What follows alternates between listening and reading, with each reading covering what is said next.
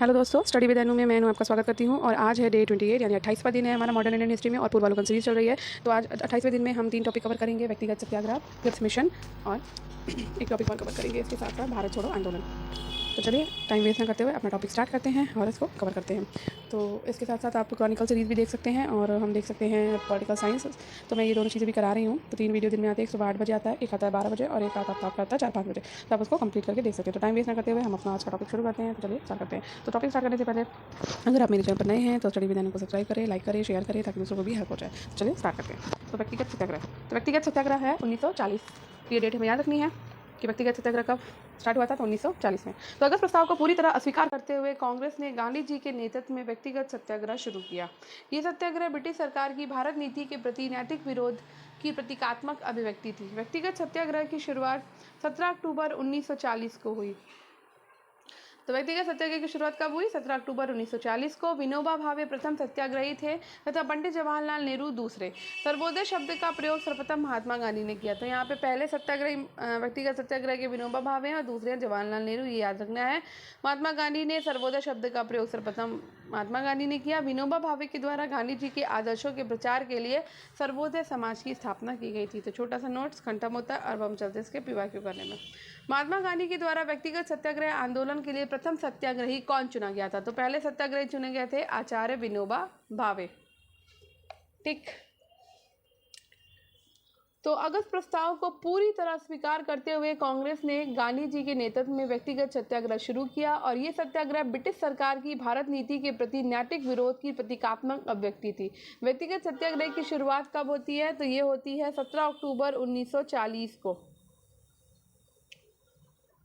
विनोबा भावे प्रथम सत्याग्रही थे और पंडित जवाहरलाल नेहरू दूसरे। नेक्स्ट, व्यक्तिगत सत्याग्रह आंदोलन के प्रधान सत्याग्रही कौन थे? तो वो थे आचार्य विनोबा भावे। नेक्स्ट, व्यक्तिगत सत्याग्रह किसने शुरू किया? तो व्यक्तिगत सत्याग्रह शुरू किया है आचार्य विनोबा भावे ने। व्यक्तिगत सत्याग्रह में विनोबा भावे को प्रथम सत्याग्रही चुना गया था और दूसरा कौन था? तो पंडित जवाहरलाल नेहरू दूसरे थे। नेक्स्ट, सर्वोदय शब्द का प्रयोग सर्वप्रथम किसने किया? तो सर्वोदय शब्द का सर्वप्रथम प्रयोग किया गया था पंडित महात्मा गांधी के द्वारा। ठीक है, सर्वोदय शब्द का प्रयोग सर्वप्रथम महात्मा गांधी ने किया था और विनोबा भावे के द्वारा गांधी के आदर्शों के प्रचार के लिए सर्वोदय समाज की स्थापना करी गई। सर्वोदय समाज की स्थापना किसने करी? आचार्य विनोबा भावे ने। नेक्स्ट, अब हमारा नेक्स्ट टॉपिक है क्रिप्स मिशन। क्रिप्स मिशन कब आया? तो 1942 में आया। व्यक्तिगत सत्याग्रह कब हुआ? 1940 में। क्रिप्स मिशन आया 1942 में। और 1942 में भी कब आया? तो मार्च 1942 में आया। द्वितीय विश्व युद्ध में जापान की बढ़ती हुई शक्ति को देखते हुए अंतर्राष्ट्रीय समुदाय विशेषकर अमेरिका, चीन और ऑस्ट्रेलिया ने ब्रिटेन पर भारत को स्वतंत्र करने के लिए दबाव बढ़ाया, जिसके फलस्वरूप स्टैफोर्ड क्रिप्स के नेतृत्व में मिशन भारतीय नेताओं से वार्ता करने हेतु मार्च 1942 में भारत आया था। इस मिशन ने एक प्रस्ताव प्रस्तुत किया जिसकी प्रमुख शर्तें इस प्रकार थी। तो क्रिप्स मिशन की शर्तें थी, पहली कि युद्ध के बाद भारत को डोमिनियन राज्य का दर्जा दिया जाएगा, ठीक, जो किसी बाहरी सत्ता के अधीन नहीं होगा। दूसरा, भारतीयों को अपना संविधान निर्मित करने का अधिकार दिया जाएगा, जिसके लिए युद्ध के बाद एक संविधान निर्मात्री परिषद बनेगी जिसमें ब्रिटिश भारत के प्रांतों के निर्वाचित सदस्य और देसी रजवाड़ों के प्रतिनिधि शामिल होंगे। तीसरी थी कि ब्रिटिश भारत का कोई प्रांत यदि नए संविधान को स्वीकार न करना चाहे तो उसे वर्तमान संवैधानिक स्थिति बनाए रखने का अधिकार होगा। नए संविधान को न स्वीकार करने वाले प्रांतों को अपना अलग संविधान बनाने की आज्ञा होगी। चौथी बात थी कि युद्ध के दौरान ब्रिटिश वायसराय की एक नई कार्यकारी परिषद का गठन किया जाएगा जिसमें भारतीय जनता के प्रमुख वर्गों के प्रतिनिधि शामिल होंगे, लेकिन रक्षा मंत्रालय ब्रिटिश नेतृत्व के पास होगा। महात्मा गांधी ने इसे उत्तर तिथि चेक यानी कि पोस्ट डेटेड चेक की संज्ञा दी। क्रिप्स मिशन के साथ कांग्रेस के आधिकारिक वार्ताकार पंडित जवाहरलाल नेहरू और मौलाना आजाद थे। तो यहाँ पे नोट्स खत्म होता है और हम चलते पीवाईक्यू करने में। तो भारत में क्रिप्स मिशन किस वर्ष आया? तो क्रिप्स मिशन आया था मार्च 1942 में। ब्रिटानिया सरकार के प्रस्तावों की प्रारूप घोषणा जो सर स्टैफोर्ड क्रिप्स लाए थे में क्या क्या सम्मिलित था? तो भाई इसमें सम्मिलित था कि भारत को एक डोमिनियन स्थिति दी जानी चाहिए, सब प्रांतों और राज्यों को मिलाकर एक भारतीय संघ होना चाहिए, कोई भी प्रांत या भारतीय राज्य भारतीय संघ के बाहर रहने का निर्णय ले सकता है, और भारत का संविधान भारत की जनता के द्वारा निर्मित किया जाए। तो ये चारों के चारों पॉइंट्स तो थे, इसके अलावा और भी कुछ पॉइंट्स थे। नेक्स्ट, क्योंकि हमने भी पढ़े 1942 के क्रिप्स मिशन का एक महत्वपूर्ण पहलू। तो 1942 के क्रिप्स मिशन का एक महत्वपूर्ण पहलू था कि द्वितीय विश्व युद्ध के तुरंत पश्चात भारत संघ की स्थापना करना और उसे डोमिनियन पद प्रदान करना। नेक्स्ट, सॉरी, निम्नलिखित में से कौन सा क्रिप्स मिशन के संबंध में सही नहीं है? तो युद्ध समाप्त होने पर डोमिनियन दर्जा, तो भाई ये तो सही है, वो तो ये बात बोल रहे थे। दूसरी बात है संविधान सदन के द्वारा निर्मित संविधान मान्य, ये भी सही है।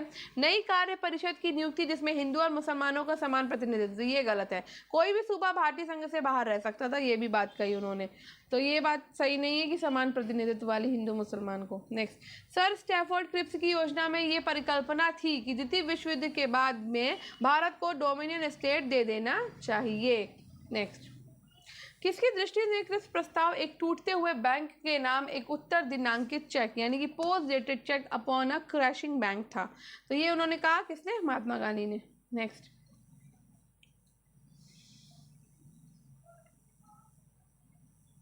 तो रंगून पर जापानी सेनाओं का अधिकार हो जाने पर अमेरिका के दबाव में ब्रिटिश सरकार ने ब्रिटिश मंत्रिमंडल के एक सदस्य स्टैफोर्ड क्रिप्स को भारत भेजने का निर्णय लिया ताकि भारतीय नेताओं के साथ बातचीत करके कोई समाधान ढूंढा जाए द्वितीय विश्व युद्ध से उपजी विषम परिस्थितियों में भारतीय समर्थन हासिल करने के लिए।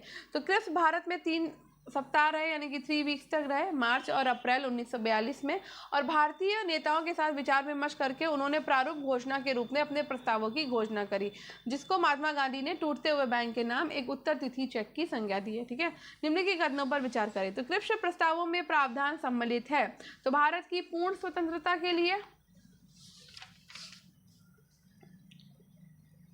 नेक्स्ट लिखा हुआ है कि संविधान निर्माती निकाय की रचना के लिए। तो भाई पूर्ण स्वतंत्रता तो नहीं थी, संविधान निर्माती निकाय की रचना के लिए, तो यहाँ पर ऑप्शन आपका केवल बी होगा।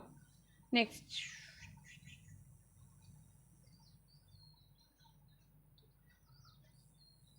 निम्नलिखित प्रधानमंत्रियों में से किसने भारत में क्रिप्स मिशन भेजा? तो क्रिप्स मिशन भेजा था विंस्टन चर्चिल ने। ठीक है, तो द्वितीय विश्व युद्ध में भारत की भागीदारी और मदद मांगने के लिए मार्च 1942 में ब्रिटेन के प्रधानमंत्री विंस्टन चर्चिल की सरकार में मंत्री सर स्टैफोर्ड क्रिप्स के नेतृत्व में क्रिप्स मिशन भारत आया था।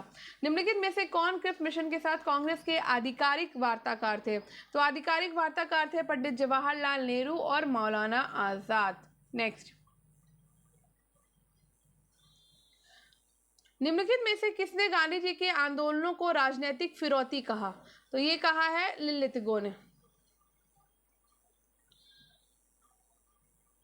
तो लिलितगो ने गांधी जी के आंदोलनों को राजनीतिक फिरौती कहा। वायसराय और गवर्नर जनरल लिलितगो का कार्यकाल भारत में सबसे लंबा था और इनका कार्यकाल भारत में 1936 से 1943 तक रहा। भारत छोड़ो आंदोलन इन्हीं के कार्यकाल में हुआ, तो महात्मा गांधी के द्वारा जो चलाया गया था।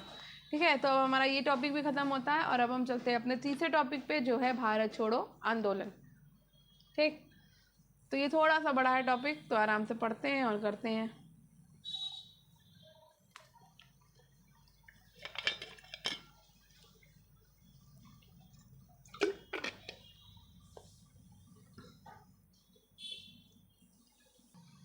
वारगा में 6 से 14 जुलाई 1942 में हुई कांग्रेस की समिति की बैठक में मौलाना अबुल कलाम आजाद, सरोजनी नायडू, जवाहरलाल नेहरू, वल्लभ भाई पटेल, डॉक्टर राजेंद्र प्रसाद, सीतारमैया, जीबी पंत, प्रफुल्ल चंद्र घोष, सैयद महमूद आसफ अली, जेबी कृपलानी, महात्मा गांधी इत्यादि ने भाग लिया था। भारत छोड़ो नमक प्रस्ताव पास किया। इसकी अध्यक्षता तत्कालीन कांग्रेस अध्यक्ष अबुल कलाम आजाद ने ही की थी। 7-8 अगस्त 1942 को बम्बई के ऐतिहासिक ग्वालियर टैंक में अखिल भारतीय कांग्रेस कमेटी की वार्षिक बैठक हुई, जिसमें वारगा प्रस्ताव भारत छोड़ो की पुष्टि हुई।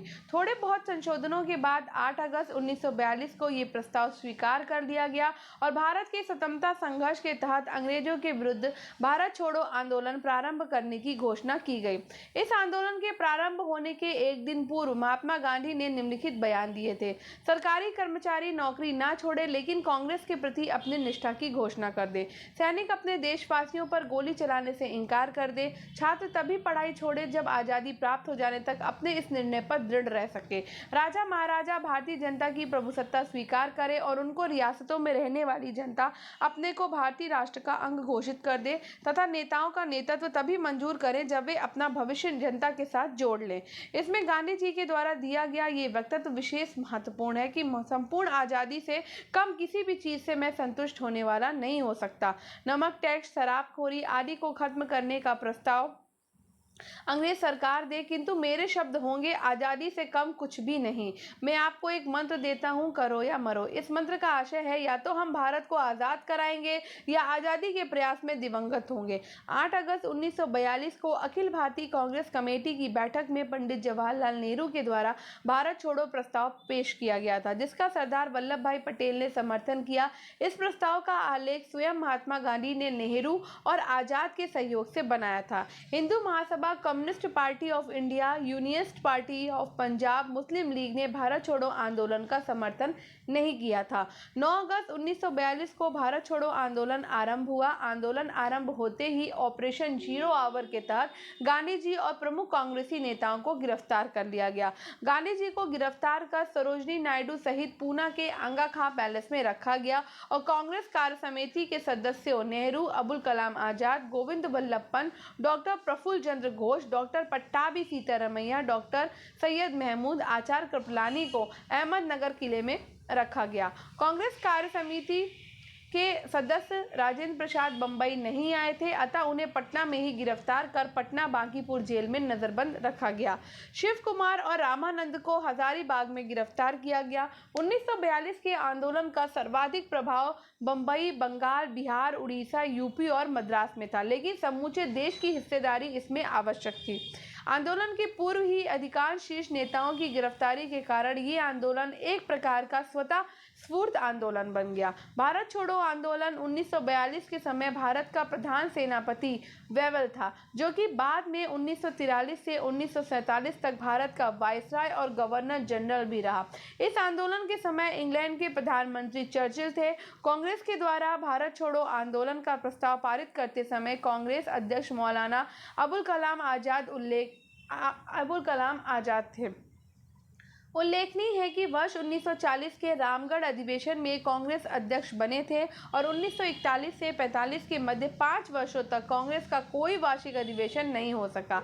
इन 6 वर्षों में अबुल कलाम आजाद कांग्रेस के अध्यक्ष बने रहे। वे स्वतंत्रता पूर्व भारतीय राष्ट्रीय कांग्रेस के सबसे लंबे समय तक और सबसे नाजुक दौर में अध्यक्ष रहे।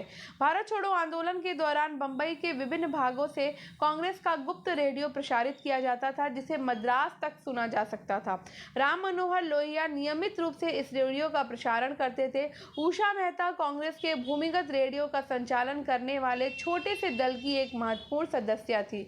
महात्मा गांधी के भारत छोड़ो आंदोलन के दौरान अमेरिकी पत्रकार लुई फिशर महात्मा गांधी के जीवनीकार उनके साथ थे। अमेरिकी बुद्धिजीवी पॉल बक, एडगर्सनो, एमएल सुरमेन, नॉर्मन थॉमस के साथ लुई फिशर ने भारतीय स्वतंत्रता की मांग की थी। भारतीय छोड़ो आंदोलन 1942 से उत्पन्न दंगे बिहार और यूपी संयुक्त प्रांत में सबसे अधिक व्यापक रहे, जहां विद्रोह जैसा माहौल बन गया। पूर्वी यूपी में आजमगढ़, बलिया और गोरखपुर तथा बिहार में गया, भागलपुर, सारण, पूर्णिया, शाहाबाद, मुजफ्फरपुर और चंपारण स्वतः स्फूर्त जन विद्रोह के मुख्य केंद्र रहे। 1942 का अगस्त आंदोलन किसानों के बीच काफी व्यापक हो गया था। किसानों के अंशकालिक जत्थे दिन में खेती करते और रात को तोड़फोड़ की कार्रवाई में भाग लेते थे। उनकी उग्रता की प्रबलता इस कदर थी कि वो कई अर्थों में 1857 का स्मरण कराती थी।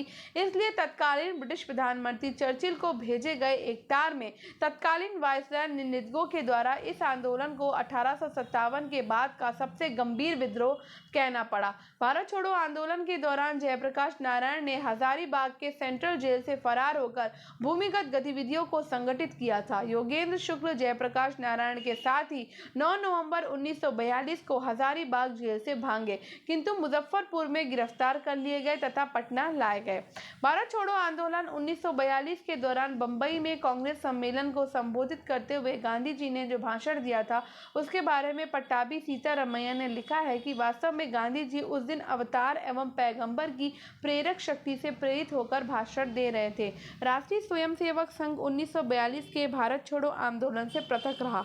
1940 से लेकर विदेशी सत्ता के 1947 में समाप्त होने तक के किसी भी राष्ट्रीय आंदोलन में संघ की कोई भूमिका नहीं थी। अरुणा आसफ अली प्रसिद्ध भारतीय स्वतंत्रता सेनानी थी जिन्हें 1942 में भारत छोड़ो आंदोलन के दौरान मुंबई के ग्वालियर टैंक मैदान में कांग्रेस का झंडा फहराने के लिए हमेशा याद किया जाता है। अरुणा आसफ अली, उषा मेहता, जयप्रकाश नारायण, राम मनोहर लोहिया आदि ने कांग्रेस के सभी बड़े नेताओं की गिरफ्तारी के बाद भूमिगत रहकर 1942 के भारत छोड़ो आंदोलन का नेतृत्व किया था। भारत छोड़ो आंदोलन की एक महत्वपूर्ण विशेषता थी कि देश के कई स्थानों पर समानांतर सरकार ठीक है। तो समानांतर सरकार कहाँ पर हुई? तो पहली तो हुई थी 3 जगहों पर हुई है, जिसमें से पहली याद रखनी है बलिया, जो कि अगस्त 1942 में चित्तू पांडे के नेतृत्व में हुई थी। दूसरी हुई है तामलुक मिदनापुर में, जो कि बंगाल दिसंबर में 1942 से 1944 तक हुई, जहां की जाति सरकार ने तूफान पीड़ितों की सहायता के लिए कार्यक्रम शुरू किया था। तीसरी हुई थी सतारा महाराष्ट्र में, जो कि अगस्त 1943 से मई 1946 तक ये सबसे लंबे समय तक चलने वाली सरकार थी, जहां पर प्रति सरकार के नाम से समानांतर सरकार स्थापित की गई।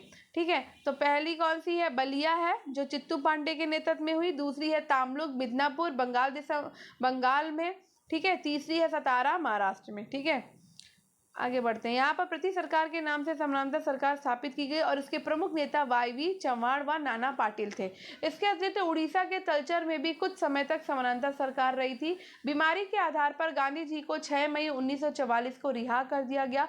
विंस्टन चर्चिल ने गांधी जी के रिहाई के संबंध में कहा कि जब हम हर जगह जीत रहे हैं, ऐसे वक्त में हम एक कमबख्त बुढ़े के सामने कैसे झुक सकते हैं जो हमेशा हमारा दुश्मन रहा है। तो यहाँ पर हो जाता है हमारे सारे नोट्स खत्म और अब चलते हैं पीवाईक्यू पे। तो पहला क्वेश्चन है 6 जुलाई 1942 को वार्धा में महात्मा गांधी ने कांग्रेस की कार्यकारी समिति में अपने भारत छोड़ो आंदोलन की चर्चा की। तब उस समिति के अध्यक्ष कौन थे? तो उस समिति के अध्यक्ष थे मौलाना अबुल कलाम आज़ाद। ठीक, नेक्स्ट। 14 जुलाई 1942 को कांग्रेस कार्य समिति के द्वारा भारत छोड़ो आंदोलन का प्रस्ताव कहाँ पारित किया गया? तो ये प्रस्ताव पारित किया गया वारगा में, और उस समय कौन थे अध्यक्ष? तो अबुल कलाम आज़ाद थे। ठीक है, भारत छोड़ो आंदोलन के समय भारत का प्रधान सेनापति कौन था? तो भारत के प्रधान सेनापति उस समय कौन थे? वेवल थे। ठीक है, नेक्स्ट। भारत छोड़ो आंदोलन कब शुरू हुआ? तो भारत छोड़ो आंदोलन शुरू हुआ है 9 अगस्त 1942 को।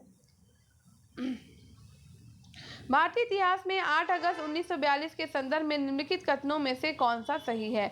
तो AICC के द्वारा भारत छोड़ो प्रस्ताव अंगीकार किया गया, यही बात एकदम सही है। ठीक है, नेक्स्ट। भारत छोड़ो आंदोलन का प्रस्ताव मुंबई के किस मैदान में पारित किया गया था? तो भाई ये था ग्वालियर टैंक। नेक्स्ट। 1942 क्यों महत्वपूर्ण है? तो 1942 भाई भारत छोड़ो आंदोलन के लिए महत्वपूर्ण है। ठीक है, नेक्स्ट। भारत छोड़ो आंदोलन कहाँ से शुरू हुआ था? तो भारत छोड़ो आंदोलन शुरू हुआ था बम्बई से, बम्बई के ग्वालियर टैंक से। नेक्स्ट। 8 अगस्त 1942 में कांग्रेस के भारत छोड़ो आंदोलन कहाँ प्रारंभ किया गया? तो बम्बई के ग्वालियर टैंक में प्रारंभ किया गया।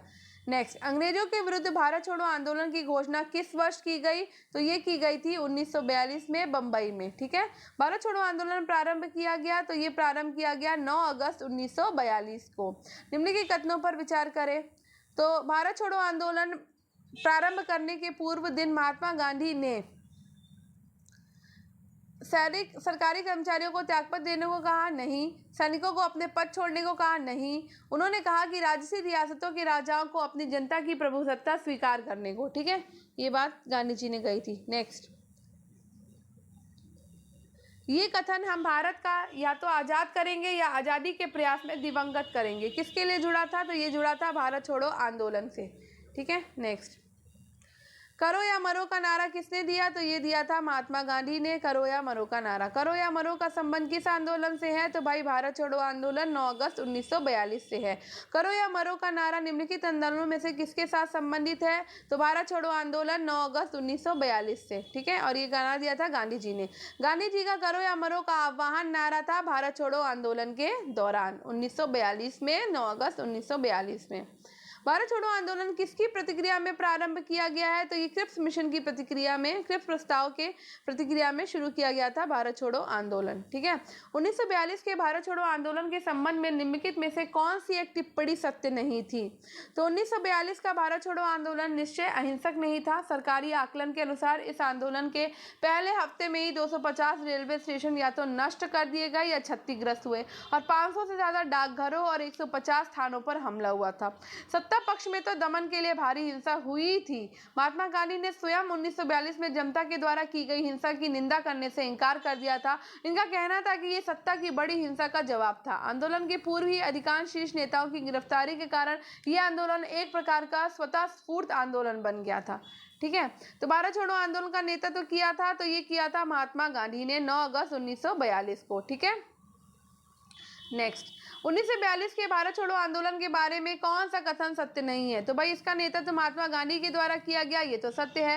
कांग्रेस को एक असंवैधानिक संस्था घोषित किया गया, ये भी सत्य है। ये एक अहिंसक आंदोलन था, ये भी सत्य है। और यह एक स्वतः स्फूर्त आंदोलन था, ये भी सत्य है, ठीक है। तो 8 अगस्त 1942 की रात में ही अधिकांश नेताओं की गिरफ्तारी के कारण भारत छोड़ो आंदोलन एक स्वतः स्फूर्त आंदोलन बन गया। गांधी जी की गिरफ्तारी के कारण वे भी इसका नेतृत्व नहीं कर पाए थे। साथ ही इस आंदोलन में व्यापक हिंसा भी हुई थी और यह आंदोलन अहिंसक बिल्कुल नहीं था। आंदोलन की घोषणा के बाद ही कांग्रेस को एक गैर कानूनी संस्था घोषित कर दिया गया। तो ए और सी आपके दोनों इसमें ऑप्शन होने वाले थे, ठीक है। मैंने चारों बता दिए। निम्नलिखित में से किन पार्टियों ने भारत छोड़ो आंदोलन का समर्थन नहीं किया गया था? तो भाई हिंदू महासभा के द्वारा, कम्युनिस्ट पार्टी ऑफ इंडिया के द्वारा, यूनिस्ट पार्टी ऑफ पंजाब के द्वारा, ठीक है। नेक्स्ट, किसने 1942 में भारत छोड़ो प्रस्ताव का समर्थन किया था? तो भारत छोड़ो प्रस्ताव का समर्थन किया था सरदार वल्लभ भाई पटेल ने, ठीक है।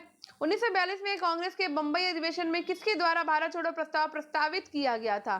तो भारत छोड़ो प्रस्ताव प्रस्तावित किया गया था जवाहरलाल नेहरू के द्वारा। नेक्स्ट, भारत छोड़ो आंदोलन, भारत छोड़ो प्रस्ताव का आलेख बनाया था, तो वो बनाया था महात्मा गांधी ने, नेहरू और आजाद के संयोग से। भारत छोड़ो का नारा किसने दिया?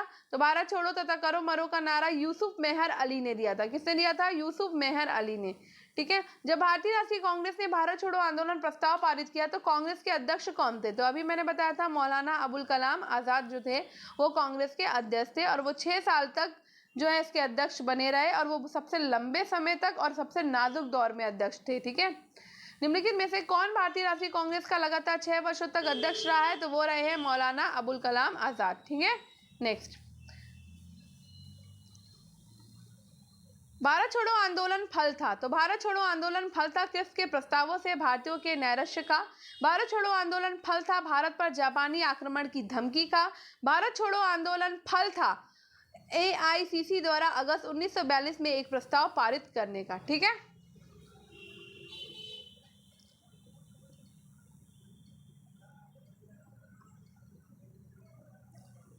भारत छोड़ो आंदोलन के समय निम्नलिखित में से किसने कांग्रेस रेडियो का प्रसारण किया? तो भाई उषा मेहता ने किया था, ठीक है। तो भारत छोड़ो आंदोलन के दौरान बंबई के विभिन्न भागों से कांग्रेस का गुप्त रेडियो प्रसारित किया जाता था जिसे मद्रास तक सुना जाता था। राम मनोहर लोहिया नियमित रूप से इस रेडियो पर प्रसारण करते थे और उषा मेहता कांग्रेस के भूमिगत रेडियो का संचालन करने वाले छोटे से दल की एक महत्वपूर्ण सदस्य थी। भारतीय स्वतंत्रता आंदोलन के संदर्भ में उषा मेहता की ख्याति क्या है? तो भारत छोड़ो आंदोलन की बेला में गुप्त कांग्रेस रेडियो चलाने हेतु है, ठीक है।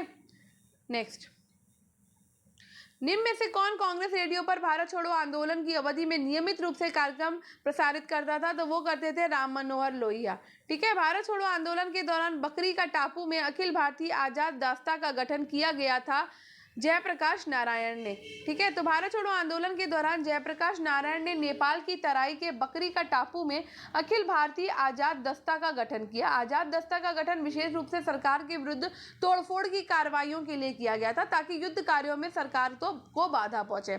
मई 1943 में ब्रिटिश सरकार के दबाव में नेपाल की सरकार ने जयप्रकाश नारायण को गिरफ्तार कर लिया और उसके बाद गिरफ्तार व्यक्तियों में राम मनोहर लोहिया, श्यामानंद सिंह, वैद्यनाथ झा तथा कार्तिक प्रसाद सिंह भी थे। भारत छोड़ो आंदोलन के समय इंग्लैंड के प्रधानमंत्री कौन थे? तो वो थे विंस्टन चर्चिल। ठीक है। अमेरिकी पत्रकार जो महात्मा गांधी के भारत छोड़ो आंदोलन के दौरान उनके साथ थे, तो उनका नाम था लुई फिशर। ठीक है। नेक्स्ट, महात्मा गांधी का जीवनीकार लुई फिशर थे, एक अमेरिकी पत्रकार। ठीक है। महात्मा गांधी के जीवनी लुई फिशर संबद्ध थे आपके भारत छोड़ो आंदोलन से। ठीक है। नेक्स्ट, निम्नलिखित पत्रकारों में से कौन महात्मा गांधी का जीवनीकार है? तो अभी हमने पढ़ा लुई फिशर महात्मा गांधी के जीवनीकार हैं।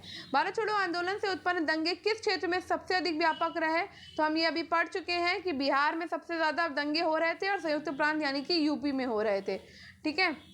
और अब यहाँ पे निम्नलिखित कथनों पर हमें विचार करना है। कहाँ गया? तो लिलितगो ने 1942 के अगस्त आंदोलन को सिपाही विद्रोह के बाद सार्वजनिक गंभीर विद्रोह कहा था। बिल्कुल सही बात है।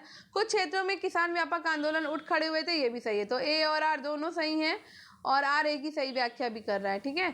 डॉक्टर राजेंद्र प्रसाद को 9 अगस्त 1942 को गिरफ्तार करके भेजा गया था। कहाँ पे? तो इनको बांकीपुर जेल भेज दिया गया था। ठीक है। तो 9 अगस्त 1942 को गांधी जी और अन्य सभी कांग्रेसी नेताओं को बंदी बना लिया गया। गांधी जी और सरोजिनी नायडू को पूना के आंगा खां पैलेस में नजरबंद किया गया था। और नेहरू, अबुल कलाम आज़ाद, गोविंद वल्लभ पंत, प्रफुल्ल चंद्र घोष, पट्टाभी सीतारामैया, डॉक्टर सैयद आचार्य कृपलानी को अहमदनगर किले में रखा गया। और कांग्रेस कार्य समिति के सदस्य राजेंद्र प्रसाद को जो है वो बम्बई नहीं आए थे, तो उन्हें पटना में गिरफ्तार करके पटना के बांकीपुर जेल में नजरबंद कर दिया गया। भारत छोड़ो आंदोलन के संदर्भ में महात्मा गांधी को कहाँ बंदी बनाया गया था? तो ये बनाया गया था बम्बई में, बम्बई के आंगा खां पैलेस में। ठीक है, रखा गया। सॉरी। नेक्स्ट, भारत छोड़ो प्रस्ताव पारित होने के बाद गांधी को कैद किया गया था। तो गांधी को कैद किया गया था आंगा खां पैलेस में, पूना के आंगा खां पैलेस में। महात्मा गांधी और उनके सहयोगियों की 1942 में हुई धरपकड़ से बिहार में बहुत दंगे हुए, जिसमें रेल सेवा पूर्ण रूप से ठप हो गई थी। इसमें अधिकतम प्रभावित जिला कौन सा था? तो अधिकतम प्रभावित जिला था मुंगेर। कौन सा था? मुंगेर। ठीक है। नेक्स्ट, जयप्रकाश नारायण को राष्ट्रीय स्तर के नेता की पहचान किस संदर्भ में मिली है? तो ये मिली है भारत छोड़ो आंदोलन के संदर्भ में। नेक्स्ट, निम्नलिखित नेताओं में से किसने भारत छोड़ो आंदोलन के दौरान जेल से फरार होकर भूमिगत गतिविधियों को संगठित किया था? तो ये किया था जयप्रकाश नारायण ने। ठीक है।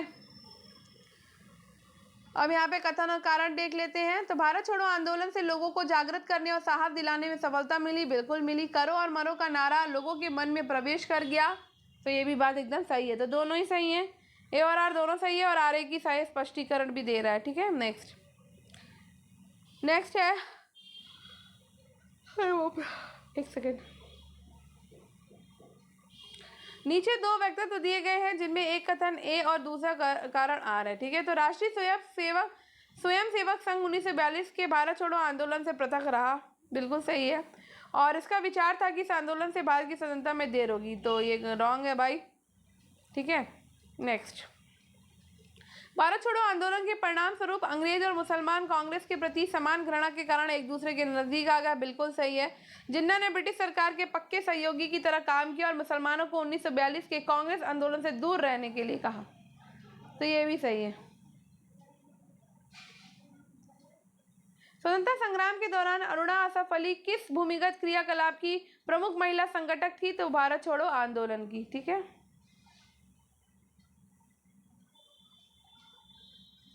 किस आंदोलन के साथ अरुणा असफ अली जुड़ी हुई हैं? तो भाई भारत छोड़ो आंदोलन के साथ वो जुड़ी हुई हैं। किस एक आंदोलन के साथ अरुणा असफ अली जुड़ी हैं? तो भारत छोड़ो आंदोलन के साथ अरुणा असफ अली जुड़ी हैं। भारत छोड़ो आंदोलन में समानांतर सरकारों की स्थापना की गई थी। जो समानांतर सरकारों की स्थापना की गई थी बलिया में और सतारा में।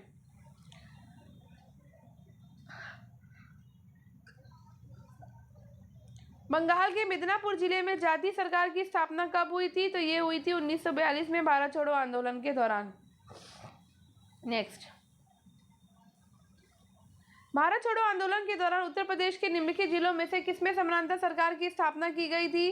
तो भाई बलिया में की गई थी, मिदनापुर में की गई थी, है ना, सतारा में की गई थी। 3 जगह पे। उत्तर प्रदेश के किस एक जनपद में भारत छोड़ो आंदोलन के दौरान समानांतर सरकार की स्थापना की गई थी? तो ये की गई थी बलिया में। भारत छोड़ो आंदोलन के दौरान कलकत्ता बरुआ नामक एक कन्या ने जनता का एक जुलूस निकाला और पुलिस की परवाह न करते हुए थाने में घुसने के प्रयास में गोली खाई। ये घटना किस स्थान की है? तो ये घटना है गोहपुर की। कहाँ की है? गोहपुर की। ठीक है। तो कनकलता बरुआ का जन्म 1924 में असम में हुआ था। 1942 में भारत छोड़ो आंदोलन के दौरान गोहपुर पुलिस थाने पर तिरंगा फहराने के दौरान पुलिस गोलाबारी में वो शहीद हो गई थी। ठीक है। नेक्स्ट, भारत छोड़ो आंदोलन भारतीय राष्ट्रीय आंदोलन की पराकाष्ठा थी। बिल्कुल। भारत छोड़ो आंदोलन के पश्चात शक्ति हस्तांतरण की प्रक्रिया की खोज समय का तकाजा थी। ये भी बात सही है। ठीक है। नेक्स्ट, उस समय की लड़कियां भी कितनी वीर होती थी। और क्या, उस समय के माता पिता देखिए, बताइए, अपना आंदोलन में शामिल हो गई थी। उस समय के माँ बाप भी वीर होते थे और उस समय की लड़के और लड़कियां भी वीर होती थी। आज तो समय बहुत बदल गया है। भारत छोड़ो आंदोलन के उपरांत सी राजगोपालाचारी ने दी वे आउट नामक पैम्पलेट जारी किया। निम्नलिखित में से कौन सा एक प्रस्ताव इस पैम्पलेट में था? तो संवैधानिक गतिरोध का हल था, वो इस पैम्पलेट में था। ठीक है। ऑपरेशन रूबिकॉन वो कूट शब्द था जिसे भारत में ब्रिटिश सरकार के द्वारा निम्नलिखित में से किस संदर्भ में प्रयोग में लाया जाना था? तो भाई, जेल में गांधी जी का आमरण अनशन जो था वो कूट था, ऑपरेशन रूबिकॉन। तो आगा खां पैलेस में कैद के समय महात्मा गांधी के स्वास्थ्य में आमरण अनशन के कारण तेजी से गिरावट आ रही थी। चिकित्सकों के परामर्श पर भारत में ब्रिटिश सरकार के द्वारा विचार किया गया कि अगर गांधी जी मर जाते हैं तो बंबई सरकार प्रांतीय सरकारों के पास रूबिकॉन कूट शब्द भेज देगी। ठीक है। तो यहाँ पर हमारा ये टॉपिक भी फिनिश होता है। तो आज के हमारे तीनों टॉपिक फिनिश हो चुके हैं। तो अब चलते हैं अपने वीडियो को एंड करने में। तो अगर आपको मेरा वीडियो पसंद आया हो तो वीडियो को लाइक करें, शेयर करें, चैनल को सब्सक्राइब करें, दूसरों के साथ शेयर करें ताकि उनकी भी हेल्प हो सके और मेरी भी हेल्प हो सके।